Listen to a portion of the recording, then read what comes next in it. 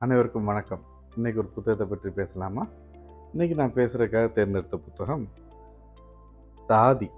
இது மலையாள எழுத்தாளர் ஆர் ஷஹீனா எழுதி அதை தமிழில் திரு சிதம்பரம் ரவிச்சந்திரன் அவர்கள் மொழிபெயர்த்திருக்காங்க. இந்த தாதி அப்படின்றது மலையாளத்தில் பதிச்சி அப்படின்ற பேரில் வெளிவந்த நூல். ஷஹீனாவுடைய எழுத்தில் பதிச்சி அங்கே ரொம்ப மலையாள வாசகர்கள்ட்ட ரொம்ப பரவலாக பேசப்பட்டு வரவேற்கப்பட்ட ஒரு நூல். இதில் மொத்தம் 13 சிறுகதைகளை தொகுத்திருக்கிறாங்க. இந்த நூல்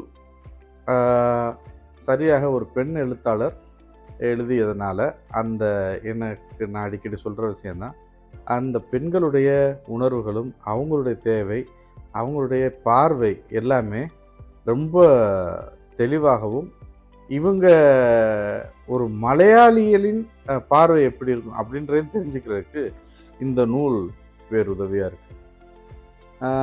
மலையாளி ஒரு வெளிநாட்டில் வாழ்கிற ஒரு பெண் தன் பார்வையில் தன்னுடைய அனுபவங்களை, தன்னுடைய பார்வையில் பட்ட நபர்கள், அவர்களுடைய வாழ்க்கை, இதை எல்லாத்தையும் வச்சு இந்த கதைகளை எழுதியிருக்கிறாங்க. இப்போது ஊரில் இருந்து நம்மளுடைய அன்றாடம் வேலைக்கு போயிட்டு அந்த வாழ்க்கையை வாழும்போது அதனுடைய உண்மையான பிரிவோ அந்த ஏக்கமோ நமக்கு அதிகமாக ஏற்படுறதில்ல. தன் வாழ்வாதாரத்திற்காக புலம்பெயர்ந்து இப்படி வேறு நாடுகள்லேருந்து வசிக்கும்போது கூடுதலாகவே ஊர் மேலே ஒரு பாசமும் ஒரு ஏக்கமும் உண்டாகும். அது மட்டுமன்று, அப்போ இங்கே இருக்கும்போது புதிய ஊரில் என்ன மாதிரி இருக்குது, அந்த வாழ்வாதாரம், இந்த ஊருடைய வாழ்க்கை முறையை புரிஞ்சு உள்வாங்கி இதை கூட ஒத்து போகிறது ஒரு இன்னொரு விஷயம். இப்போ ஒரு சின்ன பிள்ளையிலே பிறந்து வளர்ந்த ஒரு பெண்ணாக இருக்கும்போது அது வேறு மாதிரி அந்த வாழ்க்கையோட ஒத்து போகிறது வேறு மாதிரி போயிடும். ஆனால் ஊர்லேயே வாழ்ந்த பெண் திருமணமாகி ஒரு வெளிநாட்டுக்கு கணவனோடு வரும்போது, அப்போ ஊர்லேருந்து கிளம்பும்போது எவ்வளோ விதமான ஆசைகள்லாம் இருக்கும். வெளிநாடு போகிறோம், அது இங்கே அது இருக்கும், இது இருக்கும் அப்படின்னு கற்பனைகளோடு வந்த பெண்ணுக்கு இங்கே வந்த பிறகு ஒரு கணவன் வீட்டுக்குள்ளே பூட்டி வச்சுட்டு வெளியில் பூட்டிட்டு சாவி எடுத்துகிட்டு வேலைக்கு போயிடுறாருன்னு வச்சுக்கோங்க. எல்லா வசதியும் செஞ்சு கொடுத்துட்டு அவர் வெளில போயிடுறாரு. வேலைக்கு போயிட்டு சாயங்காலம் தான் வருவார். அது வரைக்கும் வீட்டுக்குள்ளே தான் இருக்கணும். வீட்டுக்குள்ளே யாரும் இருக்க மாட்டாங்க. கண்ணாடி தொட்டியில் அழகழகாக கலர் கலராக மீன்கள் இருக்கும். இந்த மாதிரி ஒரு வாழ்க்கை கிடைக்கும்போது ஒரு நாள் 2வது நாள்லேருந்து மனநிலை எப்படி மாறும்? இப்படியாக ரொம்ப நுணுக்கமாக, ரொம்ப கவனமாக சம்பவங்களை தேர்ந்தெடுத்து இந்த கதைகளில் பயன்படுத்தி எழுதியிருக்கிறாங்க.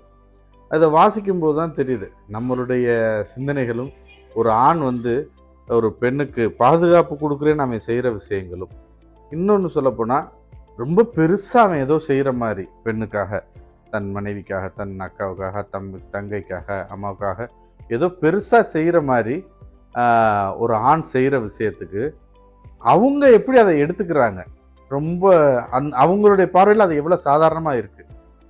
அதே மாதிரி ஒரு பெண் ஒரு ஆண் ரொம்ப சாதாரணமாக இதனால் என்ன அப்படின்னு நினைக்கிற ஒரு விஷயத்த அந்த பெண் எவ்வளவு பெருசாக நினைக்கிறா, இந்த மாதிரி ஒரு சின்ன சின்ன விஷயங்களுக்கு எவ்வளோ பெருசாக ஆசைப்படுறான்றத யோசிக்கும்போது ஒவ்வொருத்தருக்கும் ஒவ்வொரு வித என்ன மாறுபாடுகள் உள்ளது அப்படின்றத நம்ம இங்கே ஒத்துக்கொள்ள முடியுது. இதை எல்லாத்தையும் போன்ற உணர்வுகளை, இந்த சம்பவங்களை இப்படி எடுத்து எழுதுறதுக்கு உண்மையிலேயே இந்த 2 இடங்கள்லையும் வாழ்விடங்கள்லையும் இருக்கிறவங்களால தான் முடியும்.